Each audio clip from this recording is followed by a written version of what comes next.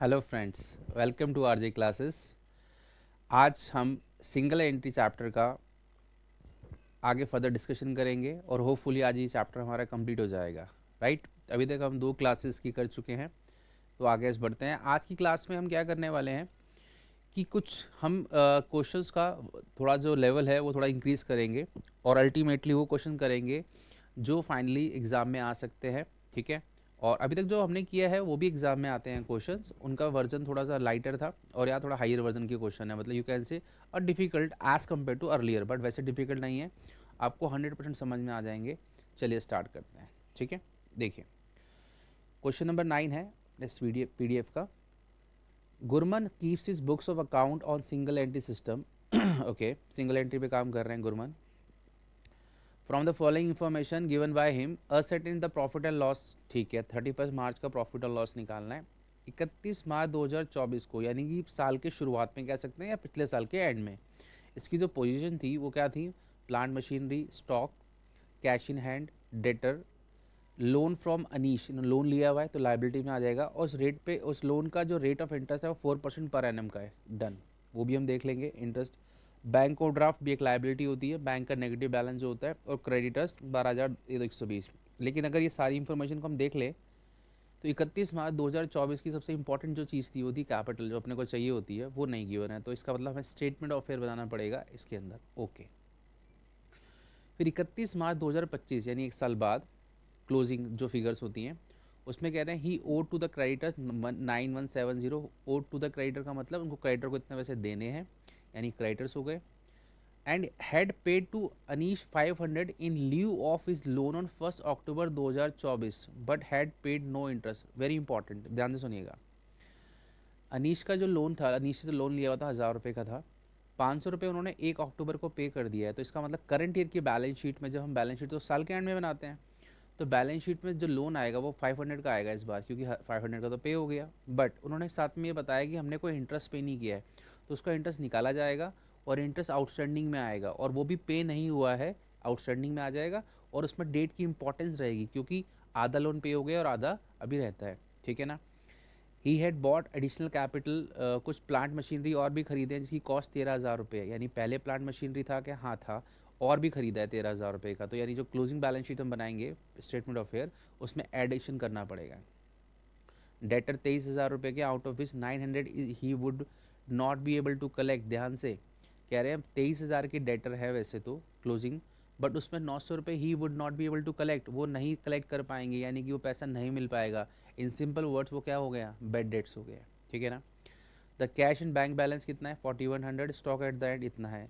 और गुरमन ने विड्रॉ किए हैं 8300 फॉर डोमेस्टिक पर्पसेस, यानी कि ड्राइंग्स, एंड एडिशनल कैपिटल भी लेकर आए हैं। बाकी क्वेश्चन बहुत ईजी है, ऐसा ही है जैसे हम बहुत सारे क्वेश्चन कर चुके हैं ऑलरेडी। बट हाँ, इसमें 1-2 पॉइंट एक्स्ट्रा आ गए हैं जिसमें थोड़ा सा दिमाग लगाना है। तभी तो मैंने बोला क्वेश्चन चैलेंजिंग है पहले से एज़ कम्पेयर टू, और इस तरह के क्वेश्चन एग्जाम में आते हैं। ठीक है ना। तो उसको करना स्टार्ट करते हैं। तो स्टार्ट तो वहीं से करेंगे। सबसे पहले अपने ओपनिंग कैपिटल अपने को निकालना है, तो उसके लिए हम स्टेटमेंट ऑफ फेयर बनाएंगे ओपनिंग वाला। राइट, चलिए, तो statement of affairs as on 31 March 2024। Correct. और आप जानते ही स्टेटमेंट ऑफ फेयर मतलब बेसिकली बैलेंस शीट बनानी है अपने को। हाँ,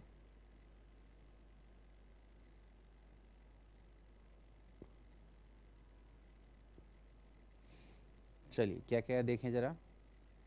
प्लांट मशीनरी था PM, प्लांट मशीनरी 30,000। आप एग्जाम में करेंगे तो प्रॉपर लिखेंगे प्लांट मशीनरी। ठीक है ना। वी जस्ट सेव टाइम, इस तरह से लिखने से कोई दिक्कत नहीं है, आप लिखेंगे पूरा लिख लेंगे। ठीक है। स्टॉक,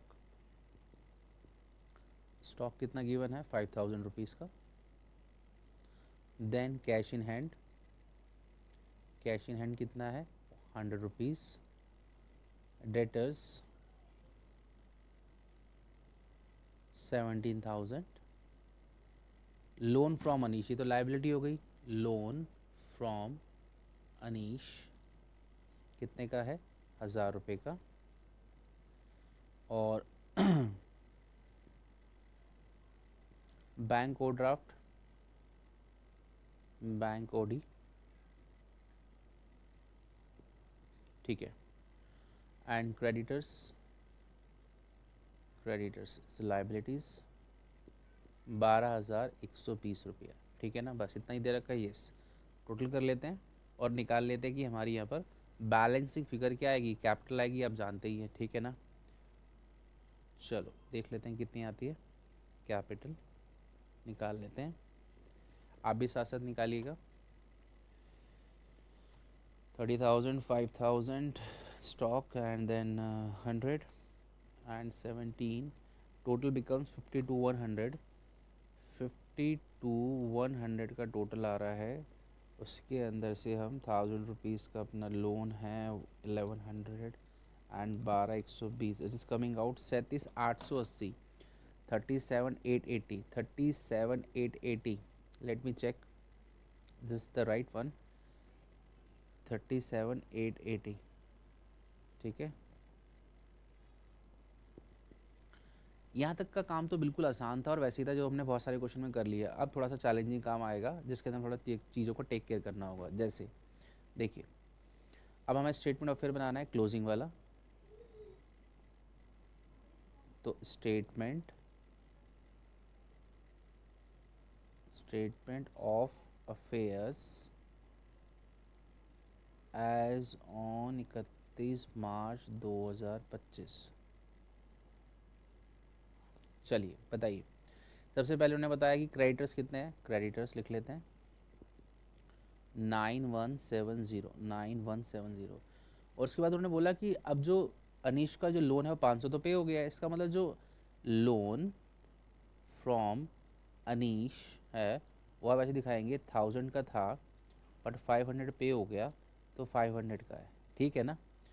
क्यों सर, ऑब्वियसली ना 31 मार्च 25 को बैलेंस शीट बना रहे हो ना आप, आपने तो अक्टूबर में पे कर दिया बीच में, तो हम तो लास्ट डे लिखेंगे कितना लायबिलिटी है, ठीक है ना। तो ये 500 आ गया। हाँ, उन्होंने इंटरेस्ट की कुछ बात कही थी, तो इंटरेस्ट ऑन लोन हम निकाल लेते हैं, ठीक है। अब ध्यान देना, इसके लिए एक वर्किंग बना लेते हैं, छोटी सी वर्किंग बना लेते हैं लोन के लिए, लोन इंटरेस्ट। हाँ बताओ, अब ध्यान से सुनिएगा, 1000 रुपये का लोन था, हमने 500 का पे कर दिया 1 अक्टूबर को, तो आप काउंट करेंगे अप्रैल से लेकर 30 सितंबर तक रादर, तो पूरा लोन रहा 1000 रुपये। तो इसका मतलब जो इंटरेस्ट ऑन लोन है वो 1 अप्रैल 24 से 30/9/24 तक तो पूरा 1000 रुपये ही था। तो 1000 रुपये पे कितना रेट ऑफ इंटरेस्ट है, रेट ऑफ इंटरेस्ट था अपना 4%, बट कितना महीने का, 6/12। समझ पा रहे हैं ना 6 महीने का क्यों निकाल रहा हूँ। 1 अक्टूबर को ना 500 तो पे हो गए हैं, तो 500 के जो नया बचा है उसके ऊपर तो बाकी का पीरियड लगेगा, लेकिन 31 सितंबर तक तो पूरा था ना 1000 का लोन, तो वो निकाल लेते हैं। तो लेट्स कैलकुलेट कर लेते हैं इसको।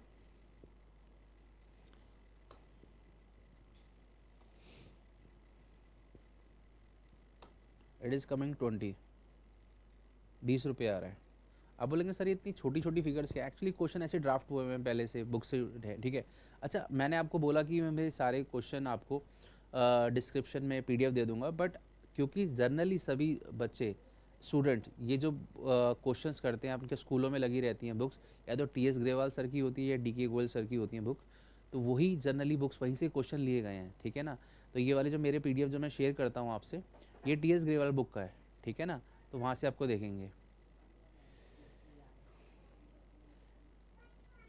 ठीक है।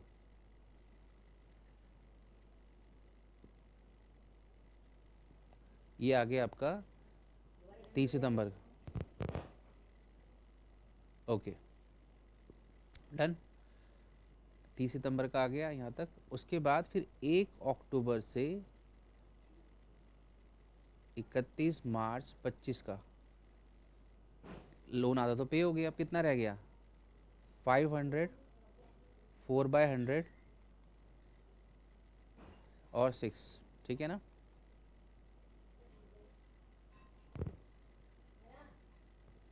4% इंटू 6/12,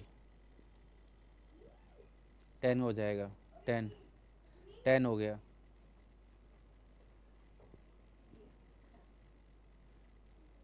30 रुपीज़ टोटल हो गया यहाँ पर।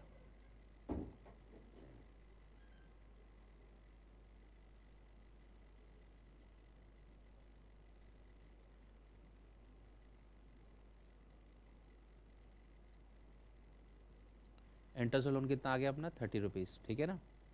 तो इसका वर्किंग नोट का रेफरेंस भी दे सकते हैं और हमने इसे बना दिया है। Okay done.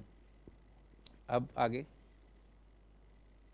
और क्या है, additional plant and machinery. Additional plant and machinery का बोलने से मतलब है कि पहले जो प्लांट मशीनरी था वो तो है ही और अब और भी है। तो पहले प्लांट मशीनरी अपना कितना है, प्लांट एंड मशीनरी 30,000 रुपये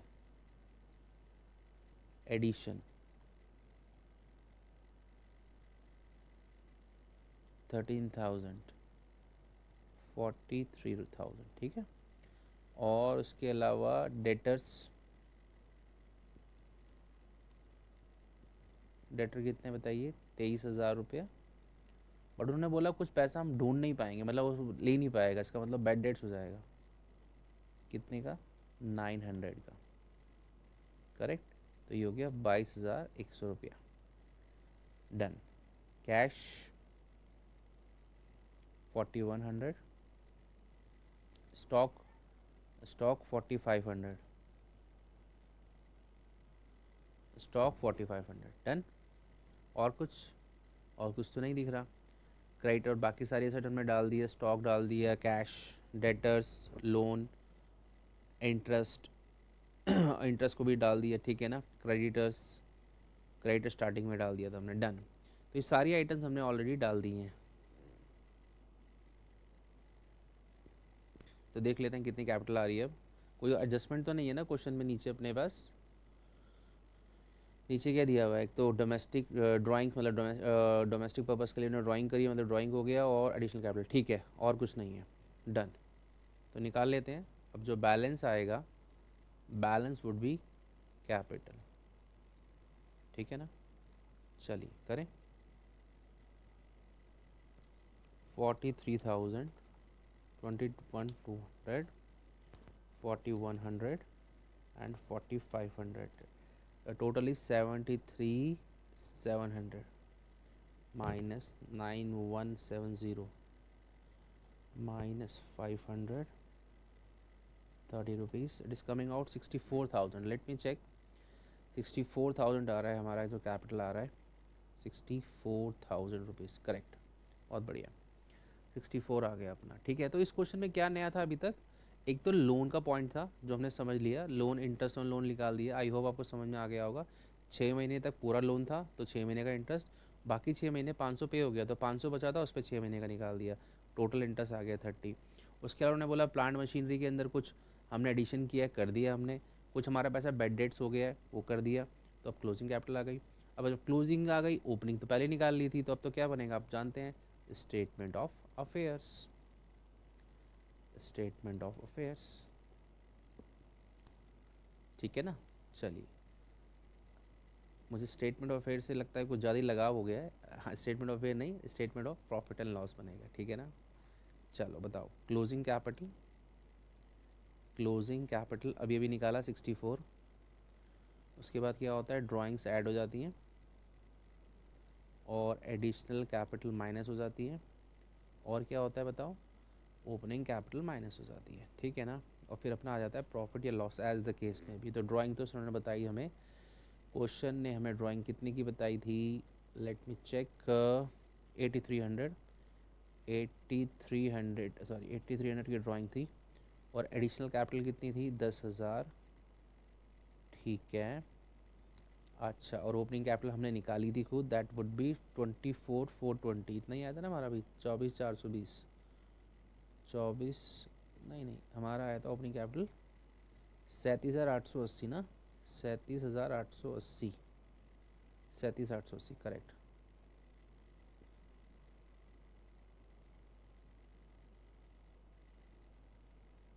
37,880,